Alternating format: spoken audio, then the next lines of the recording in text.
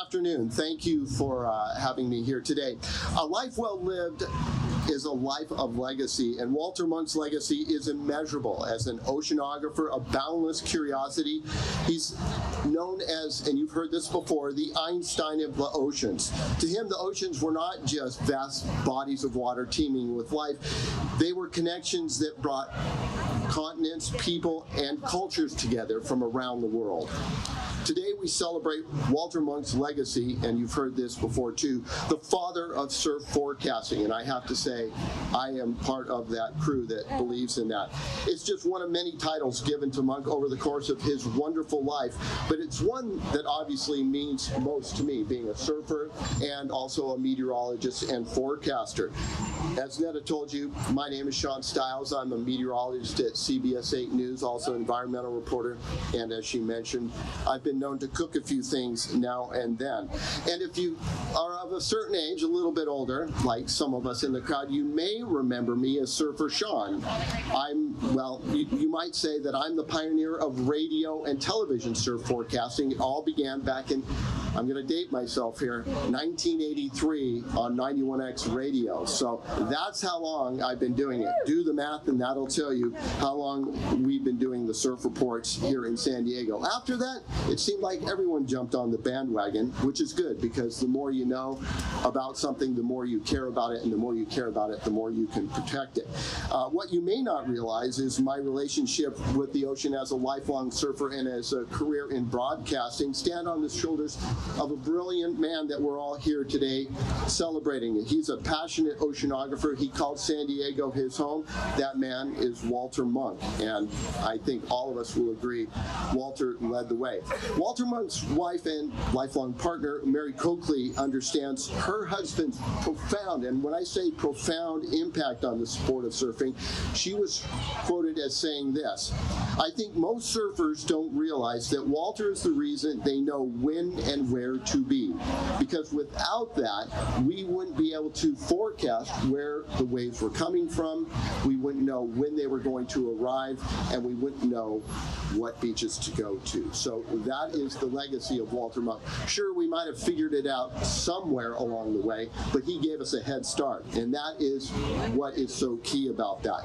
And knowing before you go, which is a slogan I used in my surf reports, know before you go, when I did my surf and radio surf reports, radio and television surf reports, is part of what Walter gave us. He gave us that ability to look into the ocean and make it possible for surfers to plan their morning and evening sessions, where the swell was coming, when it would pick up, what direction, and what beaches accept that swell the best. It also enabled us to look at a forecast and say, and Jojo Roper, one of the big wave surfers from San Diego, knows this all too well, where to go to catch the biggest and best waves and try to set world records. I understand that now, and I know that Walter Munk's extensive research made that all possible for us to know before you go. Let me give you a couple examples of this. So in the day before southern Baja California got really, really crowded, now Cabo San Lucas is a main destination, we were going to go to the East Cape. And if you're familiar with Baja California, the tip, there's the East Cape, the inside of where the hurricanes will come and point their waves. Well, everyone that I knew was heading down and heading to the East Cape, but I could see through the models, and this is before Surfline, which is very popular, really became popular. So I had an advantage being able to look at models and that type of thing, and I could tell that the hurricane was going to move out to the west. So instead of going to East Cape with a pack of surfers, we decided to head to the west side of Baja California, and we scored this spot called Los Cerritos with maybe 4 or 5 people out. It was 8 to 10 feet, nobody there. The Cape got waves. It was really good there, but it was packed. Another example is when we had a fetch off Central California. Just a little area of high pressure and a low pressure, and it didn't seem like anything, but the two became very close together. And if you're not familiar with what a fetch is, it's when the wind blows across the water at an area that continually blows for a significant amount of time. And that fetch sent a perfect little swell into Southern California, and a spot that rarely breaks unless you know it's coming on the perfect tide. Simmons had this little window of maybe 8 to 10 hours of perfect waves. And I'll never forget Richard Kenvin paddling out, and he was paddling out to me. Richard's a great surfer at Wind and Scene. He goes, "How did you know?" And I was, and I said, "Richard, come on, it's what I do for a living."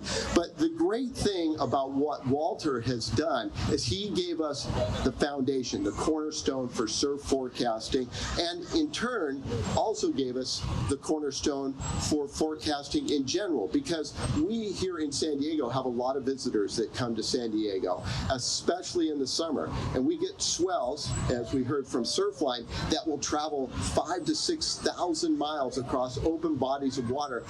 And unless you're following a swell off the Antarctic around the Roaring 40s, which most people don't even know what that is, and I wouldn't expect you to, you wouldn't know a swell's coming that was generated from 10, 12 days ago. And that's the tools that Walter gave us.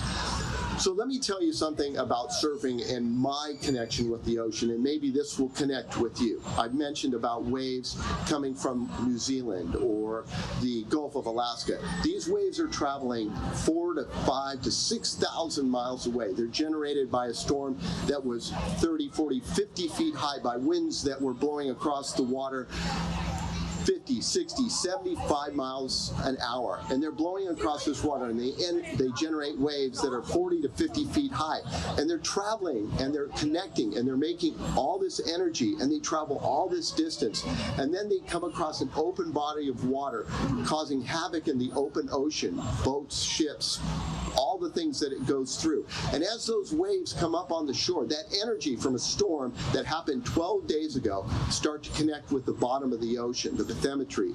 And those waves are then generated and combed over time to produce this intense energy. And at that moment, when those waves come to the shore and they stand up, surfers paddle and catch these waves. I say we throw our lasso around that energy and we grab that wave. And at that moment, that wave's cresting and building. We take off and make our bottom turn, and we pull up, and that energy's crashing all around us. A friend of mine told me surfing's like having an avalanche chase you every single time. And as a surfer, that energy's transmitted up through the wave into us. And as surfers, we tap into that energy. And at that last moment, we kick out of the wave and it rolls up on the ocean, off the ocean to the land. And that energy doesn't end as the wave breaks. It's transmitted back into the ocean. And that energy then goes back into Mother Earth. And that energy is then transmitted back out through the environment. So as surfers, we get to tap into that energy at that last moment. And I believe that is the connection that Walter had with the ocean when he developed his science and made it possible for us to have that cornerstone to be able to forecast. So I want to say it's my honor to be here today. I want to thank Mary for having me, Netta for introducing me. You're so gracious to do that. And also I want to thank the Walter Munk of the Oceans and the opportunity to be here on Walter Munk Day, the Earth Day of the Oceans. And I want to recognize all the exhibitors here, 60 plus, those from UCSD and those from Scripps Institution of Oceanography, where Walter Munk spent most of his career. Thank you all for sharing your inspiring information and knowledge, and take the time to go back there and see what they're showing us and sharing with us, because it's all part of Walter Monk's legacy to carry on his spirit of daring exploration, discovery through scientific research, and ocean conservation. Thank you very much.